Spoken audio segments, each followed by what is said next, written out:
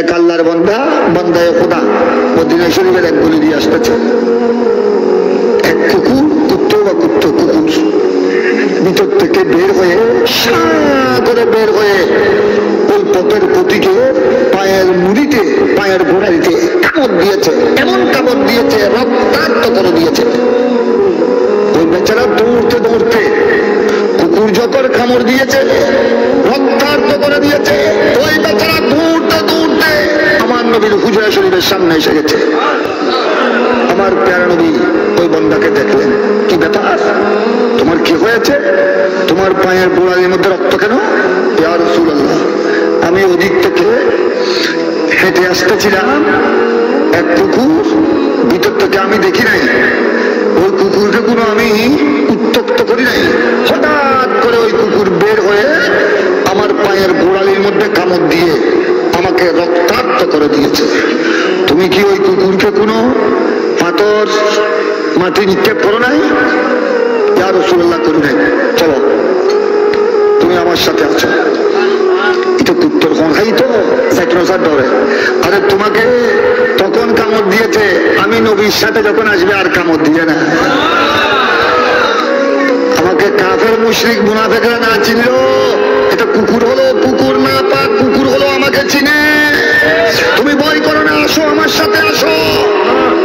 আমার নবীর সাথে সাহাবায়ে কেরাম কয়েকজন, আমার নবী যখন ওই মদিনার ওই গলির সামনে যখন গেলেন, ওই কুকুর যখন আমার প্রিয় নবীর চেহারা মোবারক নূরানি চেহারা দেখলো, কুকুর পিছন থেকে সামনে চলে আসলো।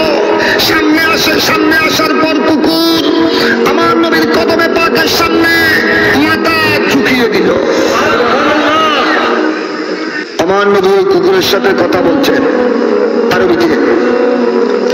এই কুকুর, আমার নবী আরবি বলছেন, আমি আপনারা বুঝার জন্য বাংলায় বলছি। এই কুকুর, তুমি এই মানুষকে, এই পথের প্রতীককে তুমি কেন কামড় দিয়েছ? সে আমি নবীর দরবারে অভিযোগ করেছে তোমার বিরুদ্ধে, সে তোমাকে পাত্তর মানে নাই, তারপরে তুমি নিরীহ মানুষকে পথের প্রতীককে কামড় দিয়ে রক্তাক্ত করে দিয়েছ, কি ব্যাপার? কুকুরের জুবান খুলে গেল।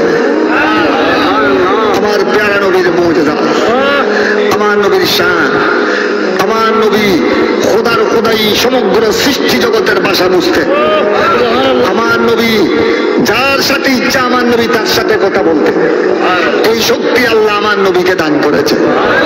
কুকুরের জুবান খুলে গেল। ইয়া রাসূলুল্লাহ, কুকুরও আমার নবী আরবি ভাষায় প্রশ্ন করেছেন, কুকুর আরবি ভাষায় জবাব দিচ্ছে, ইয়া রাসূলুল্লাহ, এই পথের প্রতীক সে আমাকে কষ্ট দেয় নাই, কিন্তু আপনার দুই আদরের সাহাবী সাইয়েদনা আবু বকর সিদ্দিক আর ওমর ফারুক আযম, এই পথের প্রতীক সে বড় বেয়াদব, সে বড় বেয়াদব, সে মুনাফিক, সে সবসময় আপনার বড় আদরের সাহাবী আবু বকর সিদ্দিককে গালি দেয়, ওমর ফারুক আযমকে গালি দেয়।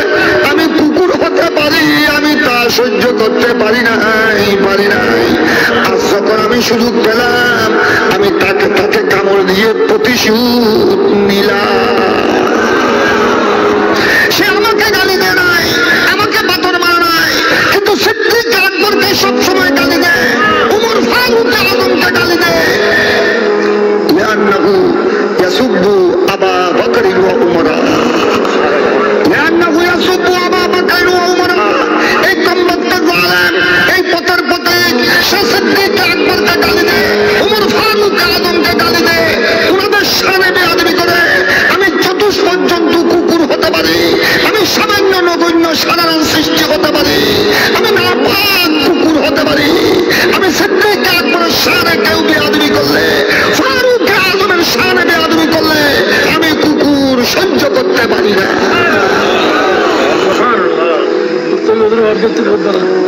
এই কমবক্তা রাফেজি শিয়ারা, এই যুগের বর্তমান যুগের শিয়া রাফেজি, ইরানের শিয়া, বর্তমানে পাকিস্তান হিন্দুস্তানও আছে, আমাদের দেশও চলে এসেছে ওই শিয়া আমদানি।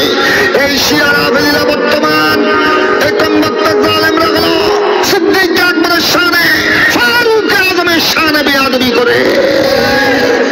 এ ধরনের বেয়াদবের চেয়ে ওই চতুষ্পদ কুকুর অনেক অনেক অনেক কুকুর মানুষ মানুষকে কামড় দিল, আমার নবী সাহাবায়ে কেরামের শানে, আউলিয়ায়ে কেরামের শানে বেয়াদবি, বেয়াদবি। তো মুনাফিকিন আর নবীর হাতে তারা করিয়ে নেব। আমার নবীর সামনে সমস্ত সাহাবায়ে কেরাম উপস্থিত, সাহাবায়ে কেরাম সবাই শুনেছে, সবাই শুনেছেন কুকুরের ভাষা। তখন আমার নবী তাকে বললেন, কুকুর কি বলেছে? তুমি কি আমার আবু বকর, আমার উমর ফারুক আজমের শানে বেয়াদবি করো? ধরা তো পড়ে গেছে, এখন তো আর অস্বীকার করার কোন জো আছে? তখন সে আমার নবীর দরবারে মাফ চাইল, ইয়া রাসূলুল্লাহ আমি ভুল করেছি, আমি আর কোনোদিন সিদ্দিক আকবর ফারুক আজমের শানে আমি গালিগালাজ করব না, আমি ক্ষমা চাই, আমি ক্ষমা চাই।